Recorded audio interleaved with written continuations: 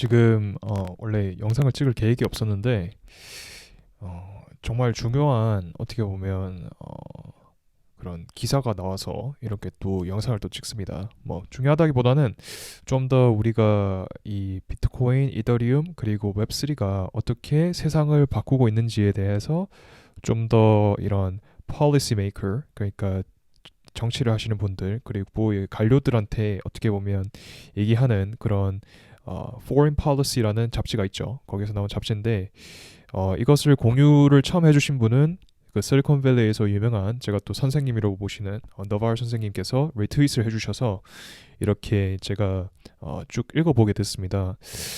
이 리스폰스를 읽으면서 어떻게 보면 사설인데 이 사설에 등장하시는 분이 퍼라가 카나 그리고 발라지 이 두 분께서 이렇게 적어주셨어요. 발라지 같은 경우에는 제가 저번 영상에서도 정말 중요한 어떻게 보면 그 예전에 코인베이스 초창기 때 CTO도 하셨고 그리고 2012년도부터 비트코인의 중요성에 대해서 스탠퍼드에서 강의도 하셨던 정말 중요한 그런 사람이다 그런 말씀을 드렸죠. 그래서 이분들 두 분께서 어떤 말씀을 하셨는지 한번 같이 살펴보는 그런 시간을 가져보겠습니다. The 21st century doesn't belong to China, the United States, or Silicon Valley. It belongs to the Internet. 21세기는 중국, 미국, 실리콘밸리에 속해 있는 게 아니고 결국 인터넷에 속해 있다. 이런 어떻게 보면 정말 담담한 어떻게 보면 강력한 주장을 했죠. 이렇게 여기 보시면 이안 브래머, 뭐 스티븐 월트 이런 사람들이 있께서 뭐 빅테크 컴퍼니가 어떻게 세상을 바꾸고 뭐 그런 거에 대해서 썼긴 했는데 본인들께서 또 좀 더 다른 측면에서도 설명을 좀 드리시더라고요. 그래서 not only has technology already changed the global order, but it also changing the nature of both companies and states themselves. 테크놀로지가 뭐 글로벌적인 그런 오더를 바꾸는 것뿐만 아니고 어떻게 보면 우리가 어떻게 보면 회사랑 그리고 정부가 어떻게 펑션을 해야 되는지 그것조차도 근본적으로 패러다임 시프트가 일어나고 있다. 뭐 이런 식으로 볼 수 있을 것 같습니다. The rise of decentralized protocols like Bitcoin and Ethereum that are controlled by neither states nor companies. 왜 그러냐면 비트코인이랑 이더리움 같이 어떻게 보면 어떤 정부 또는 회사에 속하지 않는 것들이 등장을 했기 때문에 그렇다고 해요. 그래서 어떻게 우리의 살아가는 이게 온라인 세상에서만 이런 게 아니고 그저께 영상인가요? 오태민 작가님께서도 왜 우리가 이 비트코인이라든지 이더리움에 대해서 좀 공부를 해야 되냐를 말씀드리는 게 이 메타버스 그러니까 우리가 생각할 때는 가상현실이라는 게 다르다고 생각을 하는데 우리가 살아가는 그 현실이랑 지금 어떻게 보면 제가 이렇게 유튜브를 찍고 트위터를 하는 것도 어떻게 보면 이 가상현실이 현실 세계와 만나는 어떻게 보면 그 지점에 있다는 거죠. 그 다리 역할을 하죠. 유튜브라는 것이. 그래서 이 10가지의 그런 어떻게 보면 예를 들시면서 왜 그렇게 생각하는지 왜 중국, 미국 또는 실리콘밸리가 아니고 왜 인터넷이 세상을 바꿀 건지에 대해서 이렇게 설명을 드리고 있네요. 첫 번째 이유는 network proximity is now on par with physical geography. 네트워크의 연결성이 결국은 지금 어떻게 보면 지정학적인 위치와 동등해져 있다. 그런 말씀을 하시네요. 여기서 말씀드리는 그런 지리적인 geography remains constant. 지리는 계속 똑같다. 뭐 항상 일본은 일본에 있고 러시아는 러시아에 있고 뭐 그렇잖아요. 근데 the internet is adding new dimension to this. 인터넷이 이곳에서 어떻게 보면 더 새로운 측면을 제공을 하고 있다. 인터넷을 어떻게 생각해야 되냐 이렇게 물어보니까 아틀란티스처럼 생각을 해보래요. 디지털 아틀란티스. Think of it as a digital Atlantis, a new continent floating in the cloud where old powers compete and new powers arise. 그래서 디지털 아틀란티스처럼 이 새로운 어떻게 보면 세상이 그러니까 하울에 움직이는 성처럼 그 떠 있다는 거야 클라우드 쪽에. 그래서 여기서 이제 그 구 세력 그러니까 구 파워, 올드 파워들이 경쟁을 하고 새로운 파워들이 등장을 한다 이런 식으로 말씀을 드립니다. 그래서 within this cloud continent, the unit of distance between two people is not the travel time between their positions on the globe, but rather the degrees of separation in their social networks. 그래서 여기서 이 세상에서 중요한 것은 트래블 타임이 아니다. 왜냐하면 이제 지리적으로 물리적으로 이렇게 만나는 게 아니고 어떻게 보면 나의 그런 소셜 네트워크에 나의 인맥에 누가 있는지 얼마만큼 떨어져 있는지가 더 중요해졌다. 이 클라우드라는 아틀란티스 세상에서는 그렇게 말씀을 드립니다. 그래서 뭐 이렇게 쭈르륵 얘기가 나오는데 뭐 this means anyone can put themselves near anyone else by simply following them on social networks. 그래서 우리가 소셜 네트워크를 사용하다 보면 누구를 팔로우 하는지 따라서 어떻게 보면 이런 생각을 전달할 수 있다. 여기서 포인트는 뭐냐면 우리가 인터넷이라는 게 뭐 구글, 네이버, 뭐 넷플릭스 이런 게 아니고 어떻게 보면 인터넷이라는 거 Internetwork of People. 그러니까 인터넷이란 말 그 자체에 그 모든 의미가 다 함미가 되어 있습니다. 그래서 너발 선생님께서 하시는 말씀이 Internet is Internetwork of People 이렇게 말씀하시거든요. 그게 뭐냐면 이 모두가 어떻게 보면 이메일 주소라든지 또는 소셜 네트워크 그 핸들만 알고 있으면 누구든지 이렇게 네트워킹을 할 수 있다. 그러니까 저도 어떻게 보면 여러분이 @bjunjo 비준조 이렇게 딱 치시면 트위터가 제가 뜨고 그리고 제 빌리조라는 채널 한국어로 이렇게 치면 바로 뜨듯이 그런 식으로 세상이 어떻게 보면 나와 전혀 연고가 없는 그러니까 뭐 같은 대학교를 나온 것도 아니고 뭐 같은 동네 사람도 아니고 그저 같은 취미 활동 또는 이렇게 비트코인, 이더리움에 관심 있는 사람들끼리 모일 수가 있다. 인터넷이란 공간을 통해서 그런 말씀을 드립니다. 그래서 이 어떻게 보면 디지털 자산을 통해서 우리가 그 물리적인 no physical force required 물리적인 힘이 필요 없이 이 어떻게 보면 이 클라우드라는 생태계를 인크립션을 통해서 그러니까 어떻게 보면 이렇게 비밀번호 같은 것도 잠금 해제 기능이 있고 그렇지 않습니까? 그런 인크립션을 통해서 우리가 어떻게 보면 그 산성을 만들 수 있다. 피지컬한 그런 어떻게 fortification 산성을 클라우드에 만들 수 있다. 그러니까 쉽게 말하면 그 왜 중국이 만리장성을 쌓듯이 물리적으로 예전에 진시황 때 그렇게 쌓았지만 지금 어떻게 보면 21세기의 중국은 그 클라우드 장벽을 쌓지 않았습니까? 구글도 못 들어가고 페이스북도 못 들어가고 유튜브도 못 들어가지 않습니까? 그렇듯이 어떻게 보면 클라우드에서도 특히 지금 이 웹3 관련된 비트코인, 이더리움을 통해서 어떻게 보면 인크립션을 통해서 우리가 좀 더 그런 산성 천리장성 그런 걸 쌓을 수 있다. 뭐 이런 식으로 또 받아들이시면 될 것 같습니다. 그래서 두 번째로 어떻게 이 비트코인의 세상을 바꿀 것인가? National currencies will face digital monetary competition. 국가 화폐들이 결국은 디지털 그 화폐들한테 경쟁을 받을 것이다.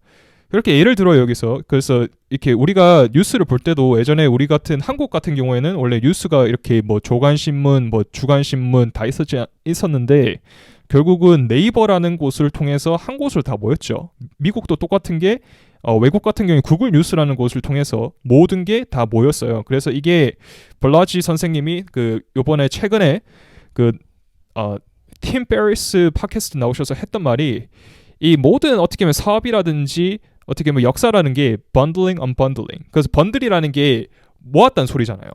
모은 게 있고 unbundling 또 이렇게 모인 것을 또 풀어버리는 그런 식으로 결국은 두 가지밖에 없다. 결국 우리가 어떻게 보면 그 회사를 읽고 나가거나 또는 이런 정부를 통해서요. A similar fate will befall national currencies. 국가 화폐에 있어서도 이것이 결국은 또 큰 그런 포인트가 될 것이다. 이런 식으로 설명을 하십니다. We're about to enter an age of global monetary competition where national currencies must earn their place in someone's wallet portfolio every hour of the day, every day, even among citizens of their own countries. 그래서 만약에 이렇게 글로벌하게 통화 화폐 경쟁이 일어난다면 모든 화폐들이 결국은 한 개인의 그런 포트폴리오에 들기 위해서 매분 매초 싸워야 된다. 그런 말씀을 하시네요. 어떻게 보면 everyone becomes a foreign exchange trader. 모든 사람들이 환율 투자자가 되는 것이다. All the time. 24시간 돌아가니까 비트코인이랑 이더리움 같은 경우에는. 그래서 only the best national currencies or cryptocurrencies are ever held by anyone. 그래서 어떠한 그런 어떻게 보면 어떤 통화를 가지고 있든지 간에 결국은 최고만 살아남을 것이다. 크립토도 그렇고요. 그래서 제가 이것을 셸링 포인트가 아닌가 이런 말씀을 드렸거든요. 셸링 포인트라는 것은 합리적인 인간이 어떤 추측과 아무것도 모르는 상태에서 서로 모르는 상태에서 도착할 수 있는 가장 합리적인 포인트를 말하는데 그것을 셸링 포인트라고 해요. 좀 유식한 단어를 쓰면. 그러니까 모두가 강남 아파트가 좋다는 것을 알듯이 결국 모든 아파트의 시세는 결국 강남으로 향하듯이 비트코인으로 향하지 않을까. 비트코인 그리고 이더리움 쪽을 통하지 않을까 저는 그렇게 좀 보고 있습니다. 이제 세 번째가 어떻게 이 비트코인이랑 이더리움이 우리의 그런 살아가는 특히 지정학적인 그런 걸 바꿀 것인가에 대해서 The remote economy has created talent market for citizens. 그래서 좀 이렇게 유능한 인재들을 위해서 이런 어떻게 보면 지금 재택근무를 통해서 이 시장이 많이 바뀌었다 그런 말씀을 드리네요. 그래서 But in a competitive marketplace of jurisdiction where summer can be anywhere, no single government has as much authority as people think. 그래서 우리가 생각한 만큼 그렇게 정부가 그렇게 힘이 없을 수도 있다.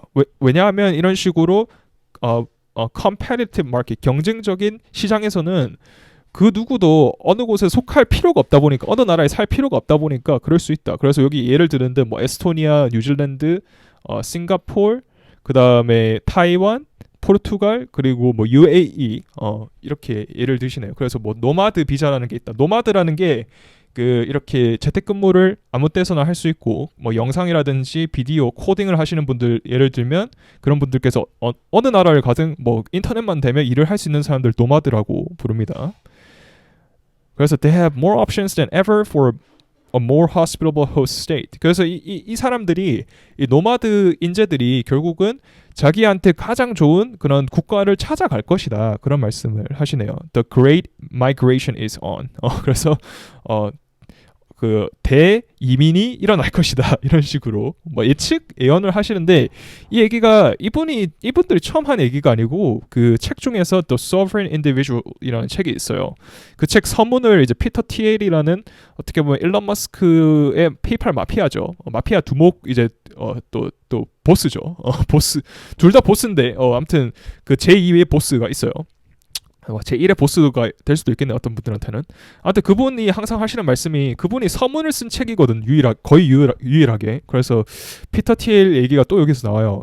네 번째 이유에서 Bits are finally reshaping atoms. 그래서 이 얘기의 본질은 뭐냐면 온라인에서 있던 세상들이 결국은 오프라인으로 나올 것이다. 그리고 오프라인으로 나오다 보면 어떻게 보면 우리가 항상 그 디지털 메타버스라는 가상현실은 가상에서만 존재한다고 생각하는데 이것이 그저께 오태민 작가님 영상에서도 말씀을 하시듯이 이게 가상에서만 존재하는 것들이 현실 세계로 나오고 있다.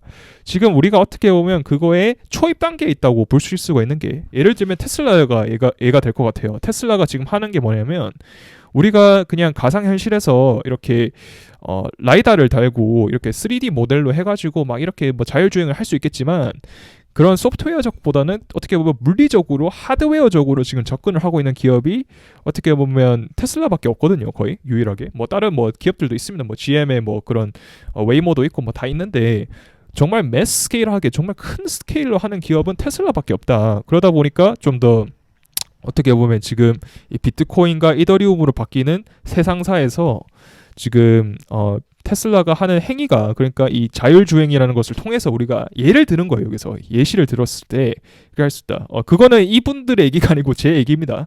그런 식으로 만약에 어떤 정부가 이 비트코인이라든지 이더리움을 통해서 이런 어떻게 보면 국경이 없는 프로토콜을 막는다든지 그렇게 되면 골로 갈 수 있다. 그런 말씀을 하시네요. 그래서 a government that doesn't understand the digital may not be able to control the physical. Reactionary attempts to regulate emerging physical technologies back into the garage from whence they came while more capable jurisdiction will embrace them. 만약에 우리가 이런 정부가 디지털에 대한 이해가 없다면 그리고 이거를 좀 어떻게 보면 reactionary attempts 그러니까 좀 반항적으로 그냥 수동적으로 받아들이고 막으려고 하고 regulation을 걸면 그러니까 규제를 걸면 결국은 좀 안타까운 말이지만 아마 그 세상사 뒤로 이렇게 멀어질 것이다. 그렇게 말씀을 하시고 In other words, it's short-sighted to think technology will remain indefinitely confined to digital realm. 어떻게 다른 말로 표현을 하자면 정말 이렇게 짧은 생각이다. 테크놀로지가 계속해서 그냥 디지털에 머무르는 것은 결국은 피지컬하게 나올 것이다. 제가 예를 들었던 테슬라의 자율주행처럼 그렇게 될 것이라고 말씀을 제가 첨언을 좀 드립니다.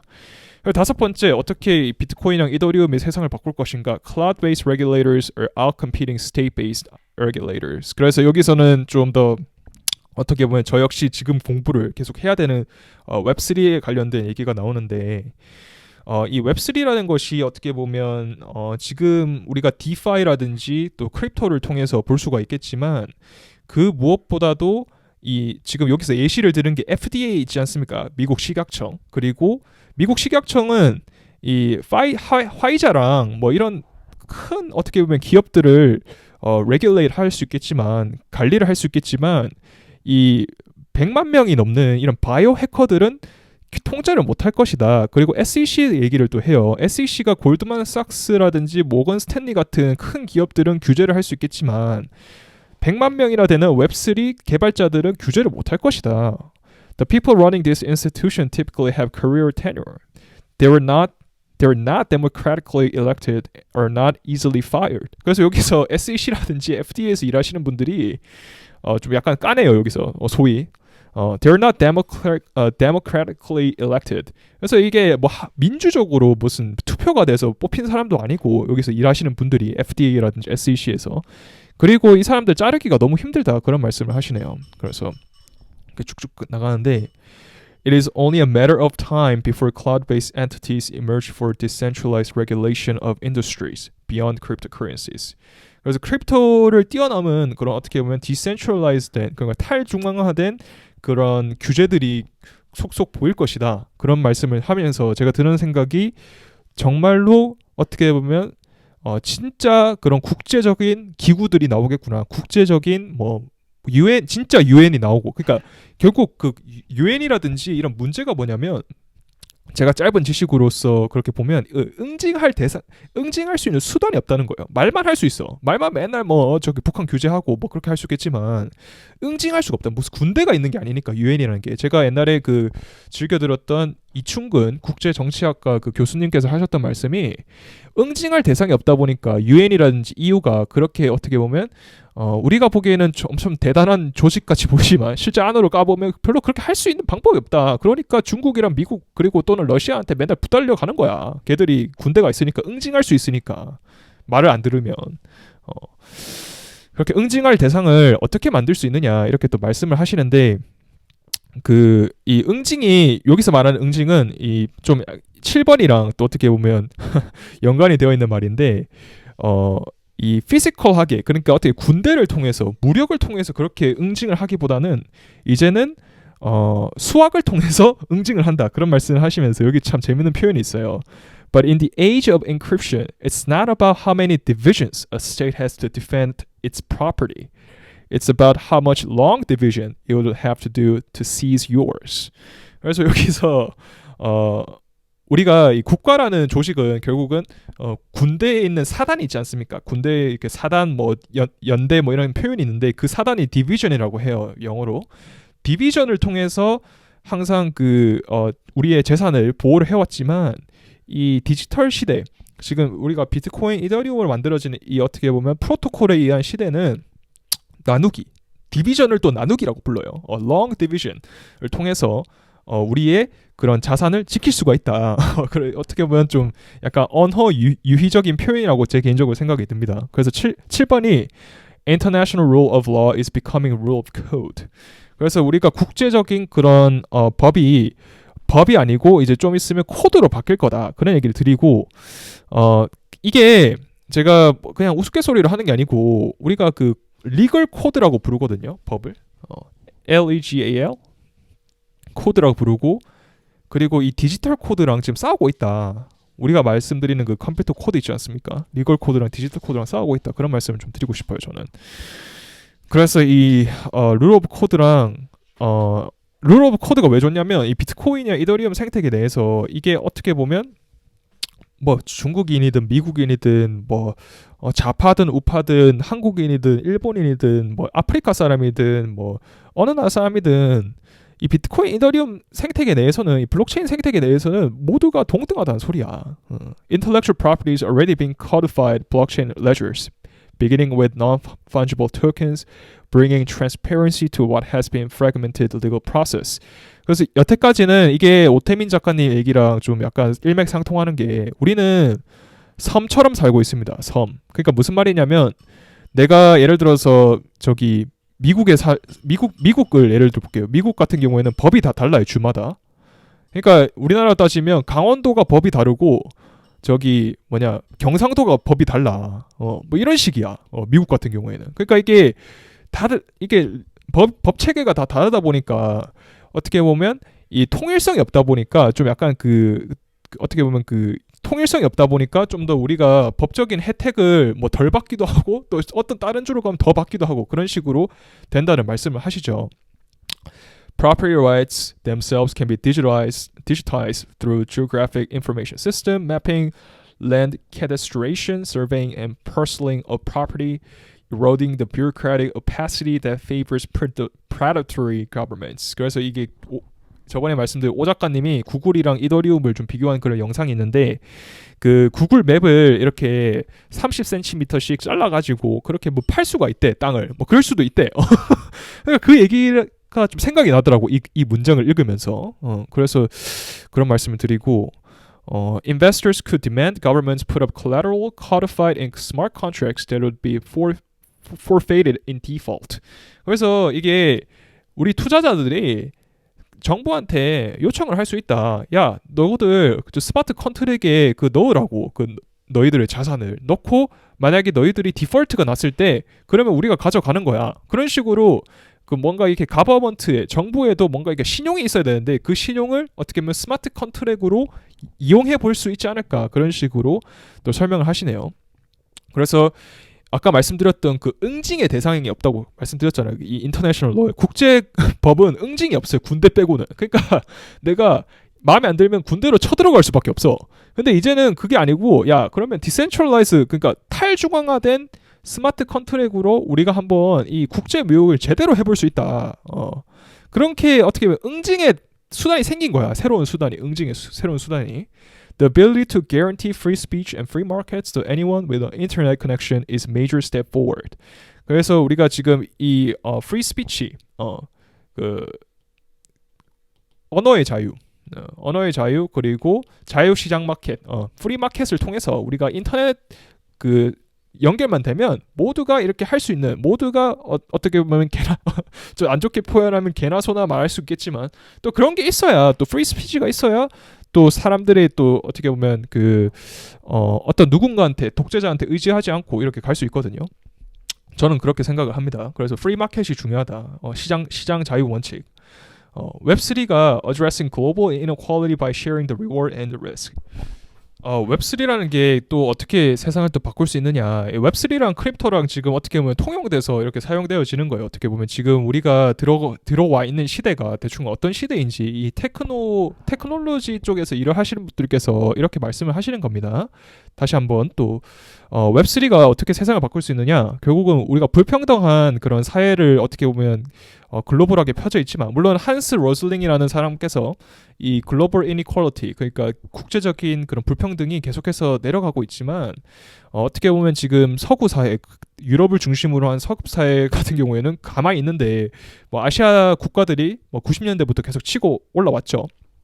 그런 식으로 어떻게 보면 좀 이 웹3라는 것을 통해서 우리가 지금 팩이라는 주식들이 있지 않습니까? 뭐 구글, 뭐 페이스북, 애플 뭐 이런 주식들이 있는데 아마존도 있고 이 주식들을 지금은 그 기업들이 또는 주주들이 모든 이익을 들고 갔는데 웹3를 통하면 그것을 사용하는 그러니까 웹3 프로토콜을 사용하는 사람들한테 이득이 돌아갈 것이다. 그런 말씀을 하네요.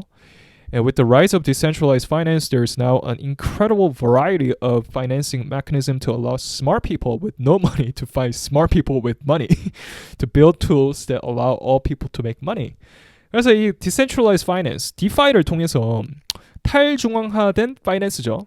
탈중앙화된 금융, 탈중앙 금융을 통해서 어떻게 보면 돈이 없는 똑똑한 사람들이 돈이 있는 똑똑한 사람을 찾아서 어떤 툴을 만들고 도구를 만들고 그 사람들이 돈을 만들 수 있게끔 해줄 것이다. 그렇게 웹3가 어떻게 보면 그 antitrust action, arbitrary seizure could. 그래서 이게 웹3가 어떻게 보면 우리가 그 법적으로 할 수 없는 한계들을 뛰어넘을 것이다. 그런 말씀을 하시네요. 이분들은 웹3 관련된 그런 프로토콜 관련된 일을 거의 한 10여 년 동안 하셔왔고, 그리고 좀 더 어떻게 보면 테크놀로지 쪽에서 일을 하시는 분이기 때문에 좀 바이아스가 있다는 점을, 그러니까 선입견이 있다는 점을 좀 참고를 하시고 들으셨으면 좋겠습니다. 좀 약간 로시하죠. 엄청 긍정적인 것밖에 없어. 일단 이거 들어보면 물론 이게 사설이다 보니까 어쩔 수가 없어요.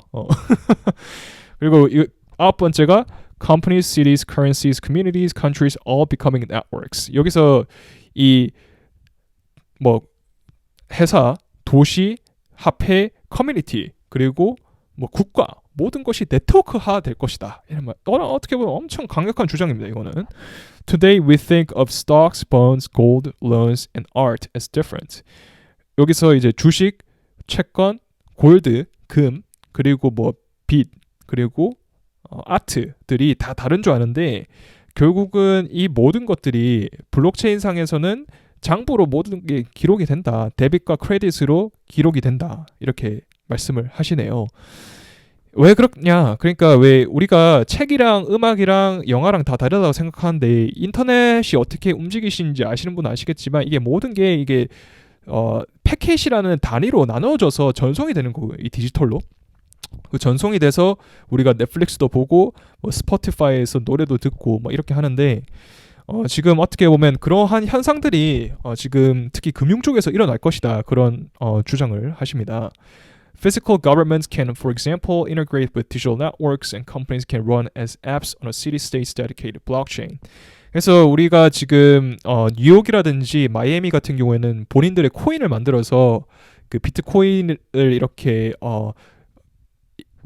예치를 해놓으면 비트코인을 받을 수 있는 뭐 그런 게 있나 봐요. 그래서 그렇게 저 역시 이거에 대해서 좀 더 알아봐야 되는데 이 지금 현 정부들도 이런 디지털 네트워크를 잘 활용하면 이런 앱들도 만들 수 있고 그 앱을 통해서 블록체인을 통해서 좀 더 윤택한 그런 삶을 또는 윤택한 그런 환경을 조성해 줄 수 있다. 그런 말씀을 하십니다. 10번째 마지막인데 Power is decentralizing away from the United States and China. 이 중국이랑 미국에 거대 부호들이 많은데 한 60% 정도 되는 GDP를 차지하는 어떻게 보면 이런 사람들이 그리고 50%가 넘는 그런 부호들이 빌레니어들 1조 원 정도 넘는 자산가들이 전 세계에 있는데 그 자산가들이 태반이 중국인이랑 그리고 미국인이 아니래.